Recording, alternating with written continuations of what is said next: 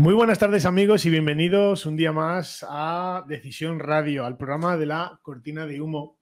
Y vuelvo a agradecer a mi buen amigo José Antonio Ruiz de la Hermosa la oportunidad que me da de traer grandes invitados profesionales que viven el día a día metido entre togas, a veces problemas, situaciones duras e injustas que hacen de la mejor manera, intentan solventar la vida de mucha gente que llega a sus manos.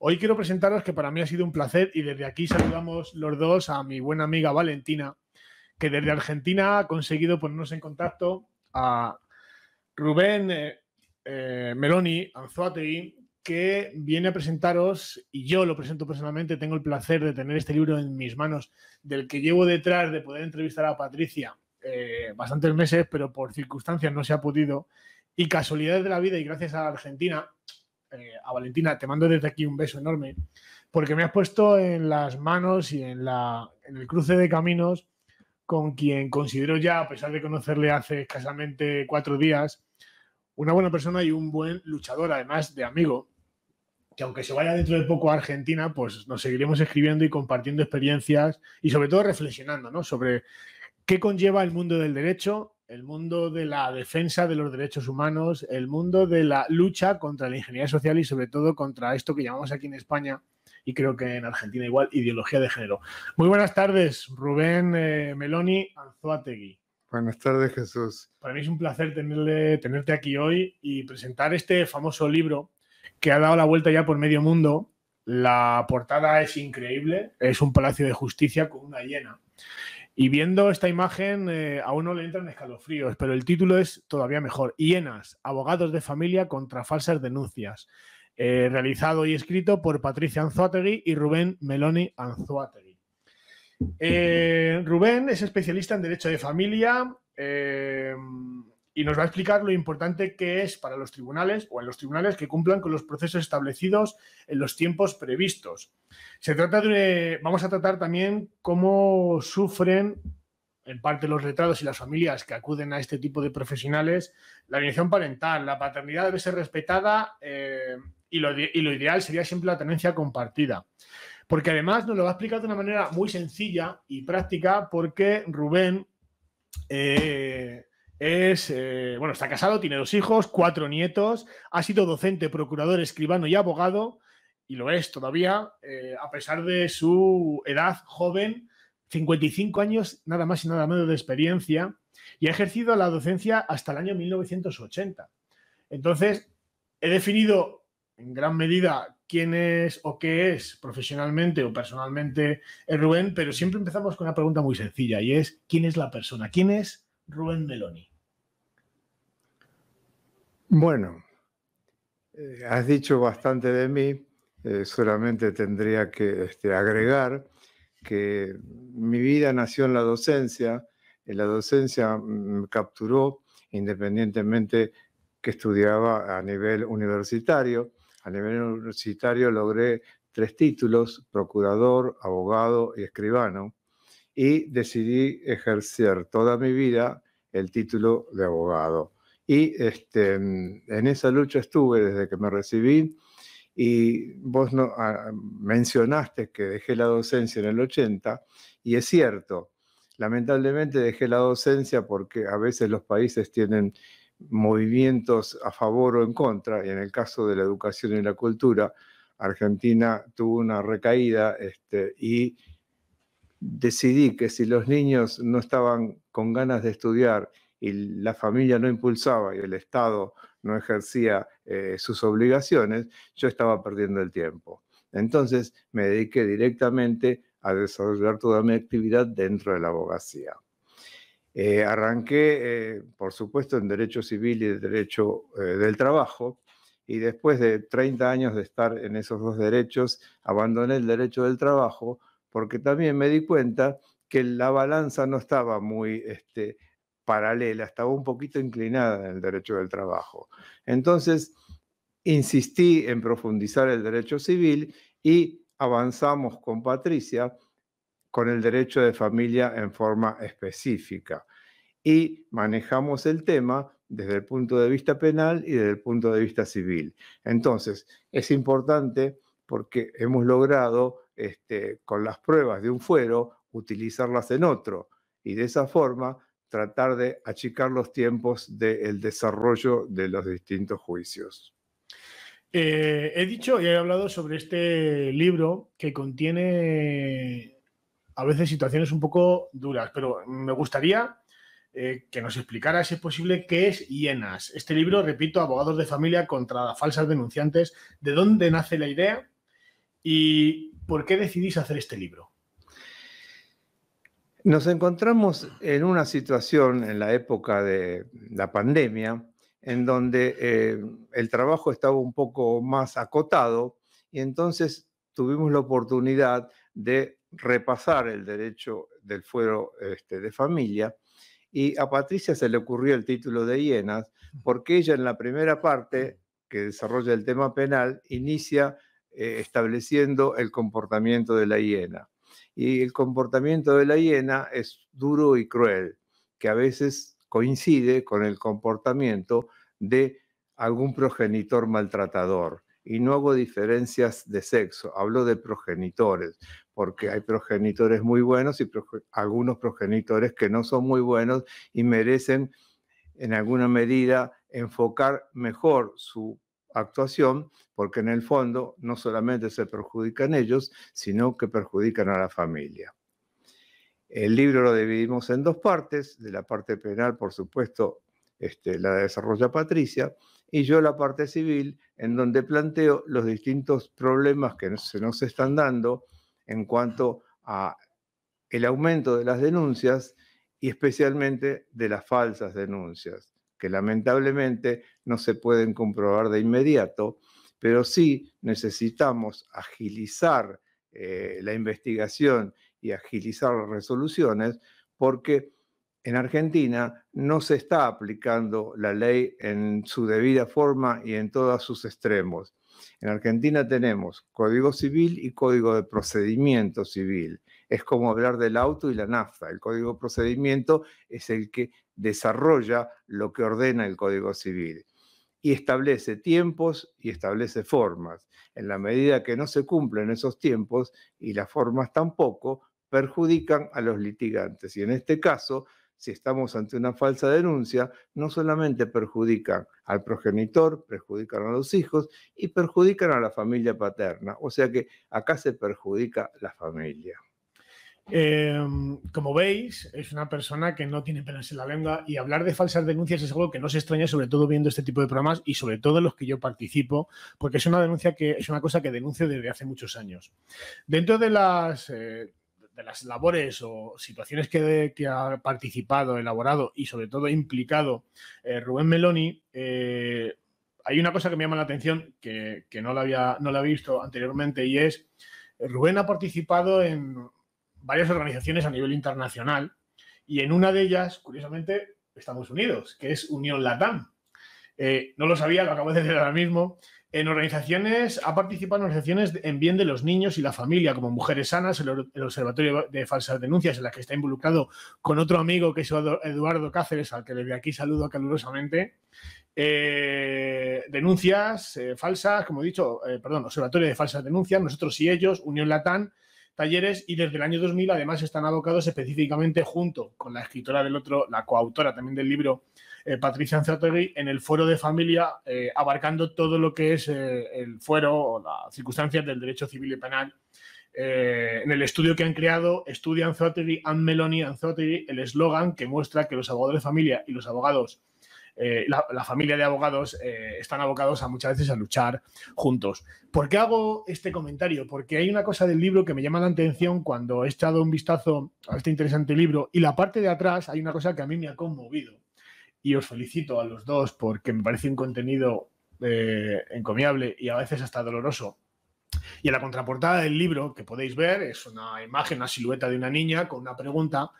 Y dice que esta niña de 4 años llega a esta conclusión, haciendo una pregunta, conclusión de una niña de 4 años durante una entrevista de psicodiagnóstico realizada en el cuerpo médico forense ante una denuncia de abuso sexual infantil. Dice el texto que durante la realización de la batería de test, la niña, que había respondido a todas las preguntas con amabilidad y predisposición, cierra espontáneamente el examen manifestando en forma clara y contundente: ¿Yo tengo papá? ¿Saben si tengo papá? Vaya este colorario, en honor del cuerpo médico forense con su profesionalidad que llegó una vez más a la verdad, descubriendo una falsa denuncia de abuso sexual.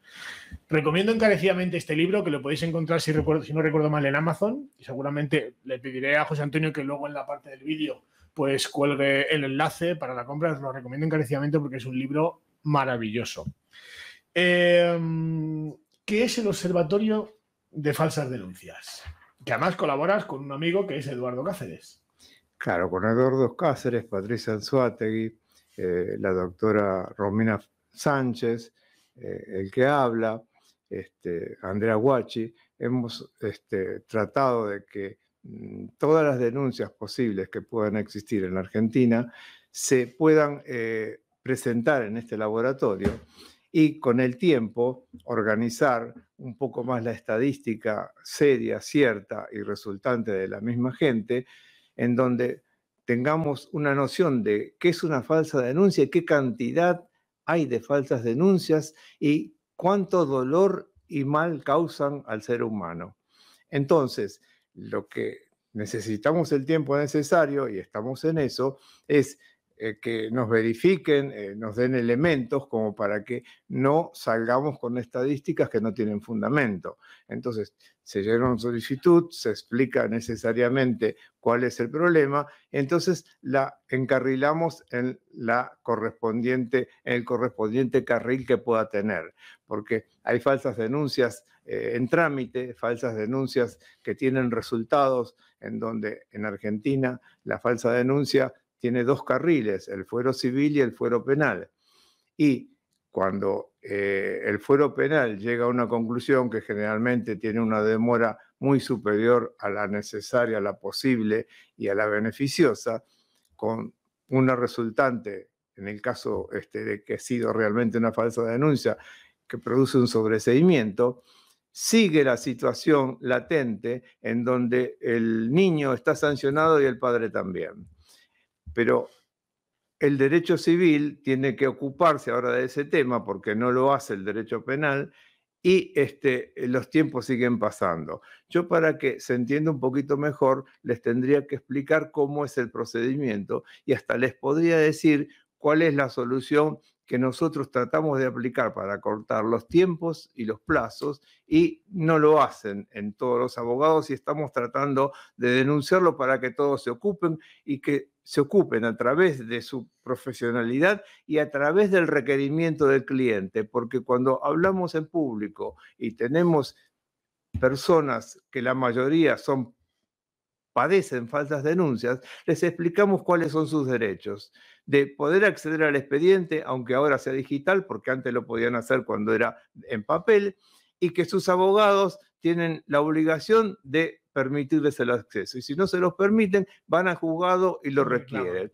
Porque yo entiendo que en derecho de familia, la colaboración de la familia perjudicada es tanto o más importante que el conocimiento del profesional. Porque si ellos no le cuentan y no le explican lo que padecieron y por qué lo padecieron y que no hay ninguna causa para ello, el profesional no puede entender a fondo cuál es el dolor. El derecho de familia es un derecho, a nuestro criterio, que tiene que considerar los sentimientos, y por eso es un derecho que tiene que buscar soluciones, tiene que buscar conciliaciones y no litigar por litigar, ni siquiera sea por dinero, porque la familia no es para litigar, sino para unirla y para recuperarla. No estamos hablando de dinero acá, en este aspecto. En otros, a lo mejor lo podemos llegar a tocar. Como sé que es un tema muy apellido y además es un apasionado del mundo del derecho, sé que le gusta mucho hablar del procedimiento.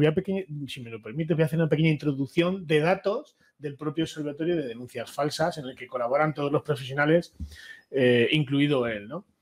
El Observatorio de Falsas Denuncias fue creado en septiembre del 2021, pero su plataforma fue renovada el 27 de julio de este mismo año, 2022. Ha recibido más de 430 casos desde la última fecha hasta la actualidad, de los que 276 han sido analizados y se ha comprobado que las personas afectadas pudieron aportar pruebas de la falsedad de las denuncias. La mayoría de las denuncias fueron por violencia de género, en segundo lugar, abuso sexual infantil, curioso, aquí en España es también, y tercero, violación, en un proceso de separación donde no solamente es violado el niño, sino también la mujer en el proceso de separación, ¿no? Casi el 60% de las denuncias tuvieron como consecuencia una orden de restricción, que aquí es la orden de alejamiento, el 544 ter, que es una medida cautelar del proceso penal, pero la otra consecuencia fue el impedimento no justificado del contacto de los hijos, además del deterioro de la salud física, la depresión, la condena social, el escrache, etcétera. ¿Os suena? Un 44% de los casos analizados por este observatorio, el niño no fue escuchado ni una sola vez por los peritos del juzgado. Son datos que al fin y al cabo pueden ser datos matemáticos, pero son duros de escuchar. Tras hacer esta introducción, quiero que Rubén nos explique esa parte, cómo funciona ese proceso que nos quiere contar. ¿Cómo no? Te hago una aclaración, hay una denuncia más que no es nueva, pero que es genérica, acoso. Y ahora inventaron el acoso psicológico, el acoso de todo tipo, que no se puede probar, pero logra resultados de restricciones inmediatamente. Aquí hay una cosa, perdón Rubén, que le llaman, y lo dijo una ministra del Partido Socialista, que a la mujer cuando denuncia hay que creerla sí o sí y siempre, aunque no lo puedan demostrar. Bueno, es como jugar al caballo del comisario, ¿no? El que siempre gana. Vamos con el proceso. Bueno, el procedimiento está compuesto por el Código Civil y leyes específicas. Las más importantes son 3 leyes específicas que establecen el procedimiento, y una de las leyes está titulada para la mujer. Ahora yo la uso para la mujer y para el hombre, porque para mí el ser humano es uno solo, independientemente del sexo que tenga. Y estas leyes dicen que cuando hay una denuncia, generalmente la realizan sobre un organismo que está especificado para recibir esas denuncias, Oficina de Violencia Doméstica, OVD. Recibe la denuncia, establece la categoría de denuncia, si es alto riesgo, riesgo medio o no tiene riesgo, siempre son alto riesgo y a veces riesgo medio. Y por otro lado, supuestamente hace un psicodiagnóstico que no tiene respaldo científico ni envergadura, porque lo tienen que hacer en forma dentro de las 48 horas y demás, y a su vez demandan ese expediente administrativo, lo mandan a un juzgado civil de familia que es sorteado a tal efecto, y si la denunciante o el denunciante quiere hacer una denuncia penal, lo mandan a un juzgado penal. Y hay algunos tipos de denuncias que están obligados por ley a hacerlas de oficio.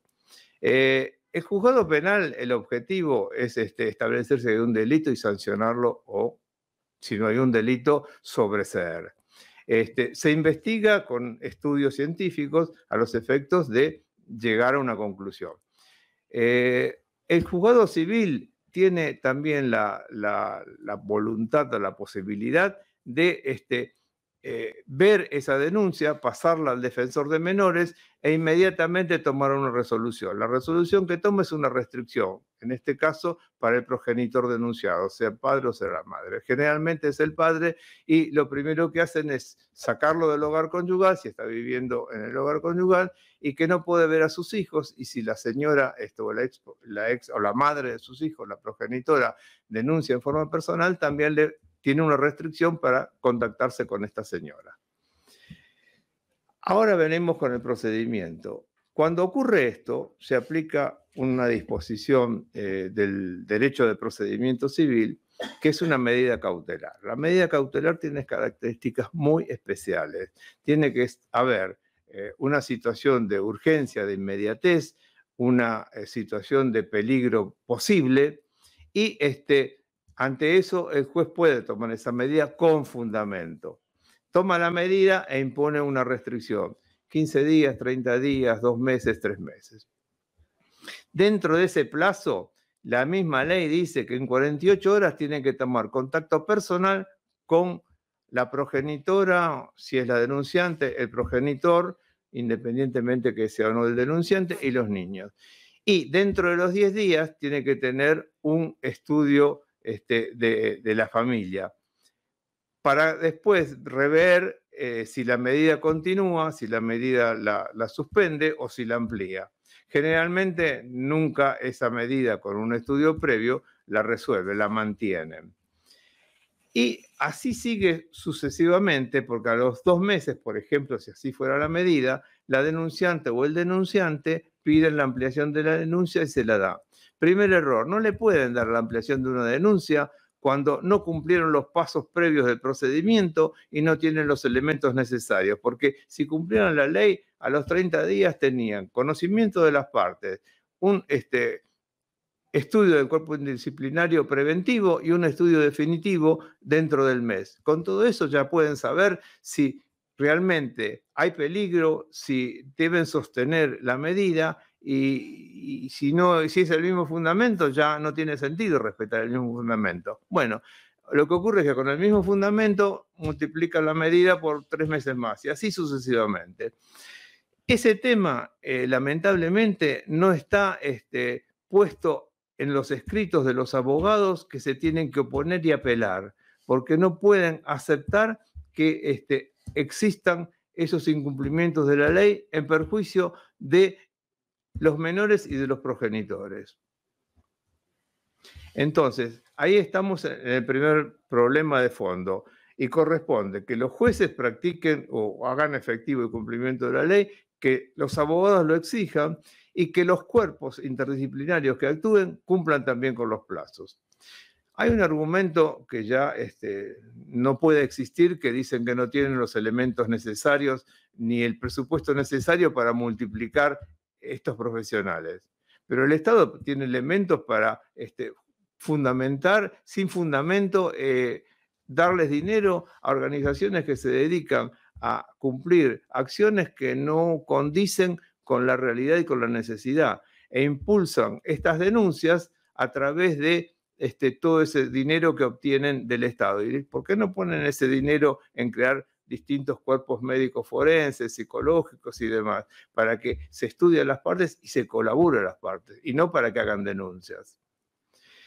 Bueno, ahí estamos, y para cerrar un poquito el tema, y en la parte negativa, digamos, si el derecho penal cierra con sobreseimiento la denuncia penal, el juzgado todavía tiene otros plazos que se alargan para empezar una revinculación. ¿Por qué? Porque durante todo este tiempo, que son años en que el progenitor o la progenitora no puede ver a sus hijos, hacen que algunos niños son chiquitos y ni conocen quién es el padre, en este caso el padre, porque supuestamente los que saben dicen que recién a los 3 años los niños pueden tener una memoria de lo que ha pasado. Y antes de los 3 años no saben que tienen padre si el padre tuvo una restricción al año a los 2 años, y las hay. Y necesariamente tenemos que insistir sobre esos temas en el cumplimiento de la ley. Las leyes las hay, no se cumplen, que se cumplan, que la cumplan los jueces, que la cumplan los abogados y que las cumplan los integrantes de los cuerpos interdisciplinarios. Ahí estaríamos en una situación en donde la balanza inclinada empezaría a equilibrarse. A veces veo complicado porque desde el punto de vista técnico, como lo has explicado muy bien, el problema es que los jueces en España juegan a ser dioses con la vida de los demás y piensan que son como dioses del Olimpo, donde ellos están al margen, no digo que al margen de la ley, pero nadie les puede decir cómo hacer su trabajo en su juzgado. Entonces, exigirles que cumplan los plazos, siempre contestan que es que están muy saturados de trabajo. Entonces, me parece interesante este punto de vista para cerrar el tema del proceso judicial, cómo funciona en Argentina y la similitud que puede encontrarse en España, pero no sé si allí se llega a conseguir la estipulación de los plazos y que se cumplan esos plazos. Yo te puedo dar un ejemplo. Primero te aclaro, no conozco la ley española si establece los plazos. La ley argentina los establece. Entonces no pueden actuar en forma independiente de lo que dice la ley. O sea que esa facultad no la pueden tener en Argentina, y si es así, tampoco en España. Pero yo creo que hay dos formas de trabajar en cuanto a la recepción de un caso. Cuando los casos los tomamos de primera mano, de cero, nosotros exigimos que se cumpla la ley en escritos inmediatos. Cuando los casos los tomamos con 2, 3 años, tenemos un árbol torcido que es muy difícil de enderezarlo. Y ahí empezamos a exigir que cumpla la ley que no cumplieron, porque siempre está para ser cumplida. Y un ejemplo claro y concreto me ocurrió el mes pasado, en donde inicié un caso de primera mano, con el juez en el que me salió sorteado. Ya habíamos tenido una situación en donde había entrado con un caso de 3 años, planteé todo, apelé, fui a la Cámara, que es la que resuelve las resoluciones de los jueces, y la Cámara dio totalmente vuelta a la situación, y era el caso de una madre que no podía estar con su hijo, el hijo tenía 7, 8 años, y la denuncia la había hecho la abuela, y la abuela había conseguido el cuidado del niño, y la madre no lo podía ver. La Cámara nos citó personalmente a todas las partes, a quienes habían intervenido desde el punto de vista interdisciplinario y a la asesora de menores. Personalmente, en una rueda, todos sentados, nos interrogó a cada uno y nos pidió explicaciones. Cuando me llegó el turno a mí, la última explicación que me hicieron, o pedido de explicación, fue la siguiente: doctor, ¿cuánto hace que usted actúa en este expediente? Y fue fundamental porque le dije, doctora, hace 3 meses que estoy en este expediente.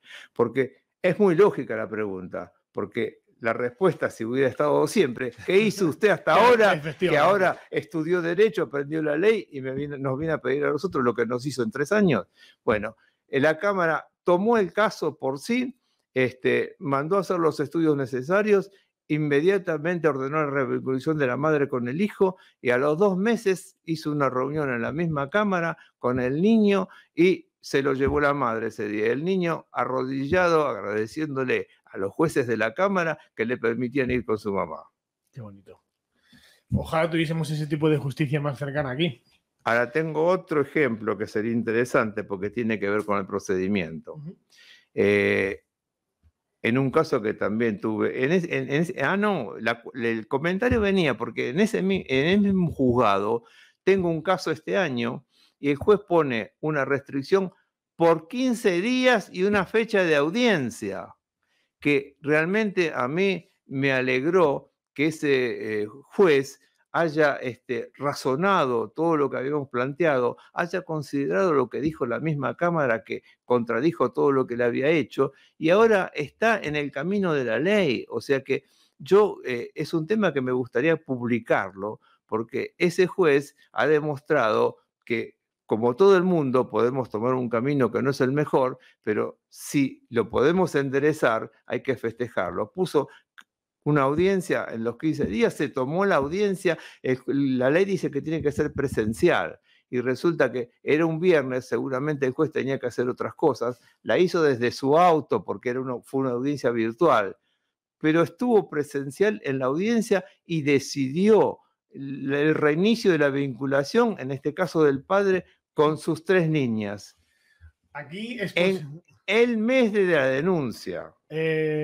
Aquí lo normal en España es que en el momento que eres denunciado puedes pasar entre aproximadamente de 6, 8 meses, 1 año, hasta 6 o 10 años que los juzgados impiden, yo no sé si casi de manera delincuencial, que un padre y un hijo se relacionen, porque claro, sin sentencia judicial al padre se le criminaliza automáticamente y se le trata como culpable, se le quita el vínculo padre-hijo, y dentro de 4, 6, 8 años, cuando demuestras que eres inocente, es cuando vuelve ese niño y ese padre, la relación está rota, es imposible. Ningún juez paga por eso, ni ningún fiscal. Acá tuvimos a favor que no había denuncia penal. La progenitora no gestionó denuncia penal. Entonces, la actuación fue más libre. Claro. Pero no sé qué hubiera pasado si no hubiera ocurrido. Aquí estamos atados de pies y manos.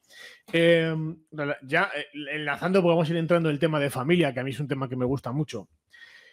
¿Crees, Rubén, que hay una industria que genera dinero e intereses políticos a través de las denuncias falsas, utilizando de forma fraudulenta la famosa ley de violencia de género, o el título que tenga allí? Es decir, hay mujeres que se aprovechan de la ley para sacar a los maridos de casa, quedarse con los hijos, quedarse con la casa. ¿Realmente existe eso o es una confabulación que tenemos algunos que dicen que somos machistas? La pregunta tiene 2 respuestas. Una inocente, que es la que nos indica que, por el caso en Argentina, el Estado se ha ocupado de problemas relacionados especialmente con la mujer, ha creado organismos, ha creado puestos de trabajo y respalda organizaciones que defienden a la mujer. Eso es muy loable y muy positivo. Pero el segundo punto de vista es el resultado, porque yo todavía nunca recibí el auxilio de ninguna de esas organizaciones en mis expedientes en beneficio de la verdad y de la inocencia. Por ahí los auxilios que reciben, los reciben las progenitoras o las madres, y no es para mejorar, es para empeorar, es para que los niños terminen no teniendo más padre, para borrar el padre de la familia. Entonces, ahí se están equivocando muchas organizaciones y el Estado tendría que rever esas situaciones y el dinero que usan en las organizaciones para el bien, lo usen en poner organizaciones tendientes a mejorar el respaldo científico de los juzgados, que tengan más abogados, que tengan abogados del niño, además que tenga más psicólogos, más visitadora social, para poder abarcar toda la cantidad de denuncias que tienen. Esto lo he visto en una de las entrevistas que le hacen a Patricia, pero me gustaría traer, porque me parece un tema muy interesante, y que me responda Rubén. ¿Hay una perspectiva de género que está por encima de la perspectiva de la infancia? Yo creo que en una perspectiva en donde no se busque beneficiar a la infancia, sea de género o de cualquier tipo, es negativa y no es correcta. Hay una ley en la Argentina, la 26061, que va en busca o se desarrolla a los efectos de protección de los niños. Y yo, el primer tema que siempre toco en los juzgados es, si hay una ley que protege al niño, si hay una defensora oficial que tiene que proteger al niño, si se puede designar oficialmente un abogado del niño, ¿cómo ninguno de estos tres tipos de estamentos dentro del derecho tienen en cuenta que si el niño está alejado del padre o la madre por mucho tiempo, se le está creando un gran problema desde el punto de vista de formación familiar? Y estar desligado en el caso de los hombres de la relación con su hijo implica también que la familia paterna termina no pudiendo ver a los niños, ya sea sobrinos o nietos, porque la progenitora no lo permite. O sea que usa todo lo que puede para desvincular al niño del progenitor. Los hijos que se ven involucrados en este tipo de batallas, yo le llamo batallas del odio. Hay un término aquí conocido en España que supongo es a nivel internacional. Los niños terminan siendo huérfanos de padres vivos, ¿no? A los niños, estos niños que son víctimas del odio, se les enseña a odiar a un progenitor que muchas veces ni siquiera conocen, cuando se les ha restringido las visitas a un padre en un proceso de denuncia. Es decir, los niños son utilizados como armas arrojadizas y armas de odio contra el otro progenitor, en este caso casi siempre es el padre. Uno no puede afirmar lo que no ve, pero en la práctica los niños llegan a determinada edad y dicen, no quiero ver más a mi papá. Y en alguna medida dan parte de los argumentos que la progenitora en su momento esgrimió. Y llega un momento que no hay forma de resolverlo, porque cuando llegan a los 18 años ya deciden porque sí en Argentina, por esa edad que tienen. Entonces, ya es muy difícil recomponer un vínculo cuando se rompió hace 10 años o más y nadie, a pesar de que el padre logra, y tengo casos que así fueron, su inocencia reconocida a través de la resolución o del sobreseimiento penal, los niños no tienen comprensión y por ahí tienen que pasar años más para que se den cuenta cómo fueron las cosas.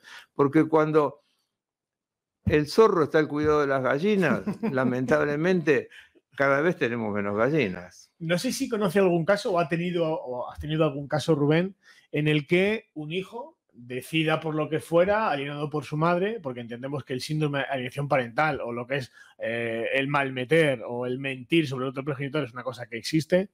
¿Has conocido algún caso en el que un hijo, tras haber sido impedido de tener relación con su padre, ha descubierto que las denuncias de su madre contra su padre eran falsas? ¿Ha habido alguna reacción por ese hijo? ¿Has conocido algún caso así? Ha ocurrido y son los menos, pero cuando pudo pensar con perspectiva de pasado, razonó las cosas distintos de cómo se las decían. Y han recompuesto la relación, pero no son los más. Terminan siendo, en muchos casos, o terminan siendo tan adoctrinados que les cuesta pensar con juicio crítico que su madre nunca sería capaz de poner una denuncia falsa, ¿no? Es difícil. Sí, ocurren esas cosas y también ocurre que no todos tenemos la misma lucidez para interpretar ciertas situaciones, más cuando están los sentimientos de por medio. Entonces se hace muy difícil. Y está el gran problema de que esos niños han sido tratados o entrevistados por psicólogos que los trataban como niños abusados. Entonces, ahí se complicó el panorama totalmente. Son niños desvinculados a todo acto, ¿no? Porque si después resulta que se probó que nunca fueron abusados ni el padre cometió ningún delito, ¿cómo le sacan esa estima de su mente? ¿Cómo le recompones sus sentimientos? Es imposible. Es muy difícil. Para ir terminando, yo tengo una percepción de lo que es la justicia. Yo creo que mi opinión personal, la justicia está demasiado ciega. Mi pregunta para Rubén, que es un especialista en el derecho, además lleva ejerciendo desde hace 55 años, nada más y nada menos.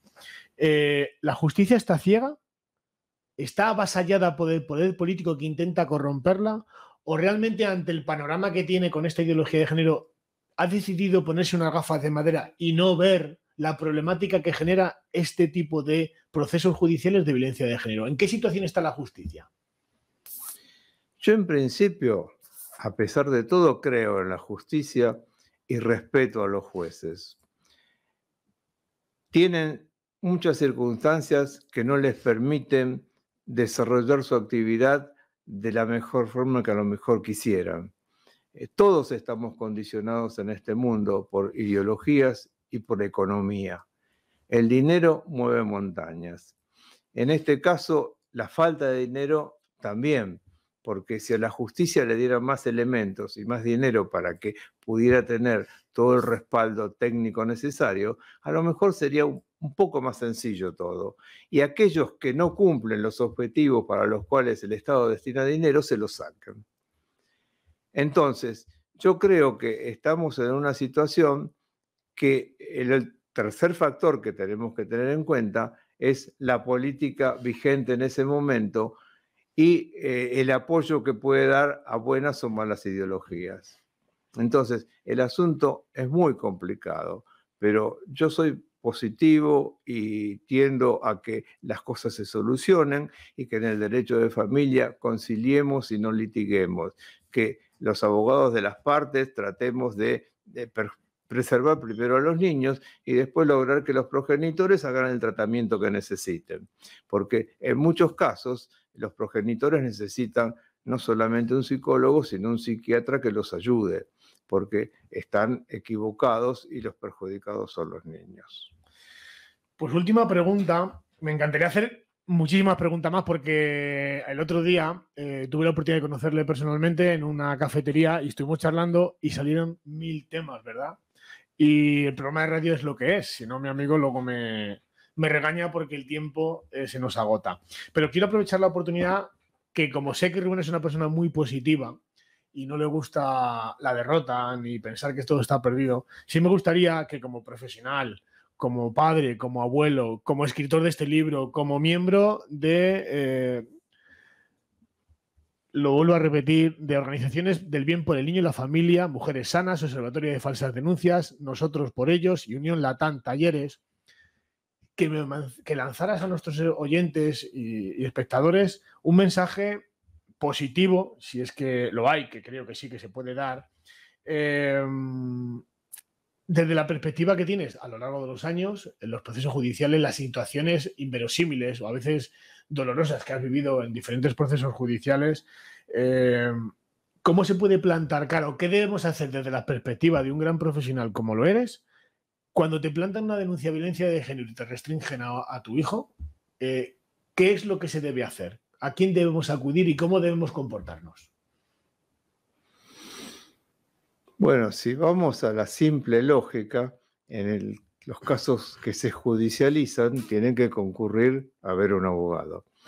Lo importante y lo que yo pretendo de los abogados, y lo hago, es que insistamos en que se cumpla la ley y que los jueces cumplan la ley. Y eso va en la medida que tengamos que reiterar esos pedidos, van a dejar un resultado y van a cortar los tiempos. Eso es absolutamente la única salida que hay en este momento. Y por otro lado, a lo mejor les pido a los progenitores que se concienticen en evitar llegar a la esfera judicial y que busquen la salida por otros profesionales que les puedan colaborar. Lo que es imposible resolver es cuando el progenitor que denuncia tiene otros intereses que a veces son económicos, a veces son de poder, a veces son de desacuerdos que han tenido y por eso han llegado a la separación. Y bueno, que judicialicen su problema, que lo discutan, pero que no intervengan nunca los hijos, porque encima de los problemas de la gente mayor, de los progenitores, tienen que estar la seguridad, la salud y la proyección emocional, mental y humana de cada uno de los niños que integran la familia. Que esos niños además no pierdan una familia integrada que son los familiares del papá y de la mamá, porque son también los que tienen que ayudar para que se eviten estos pasos que son negativos para todos. Pues no puedo estar más que agradecido a Rubén Meloni Anzoátegui.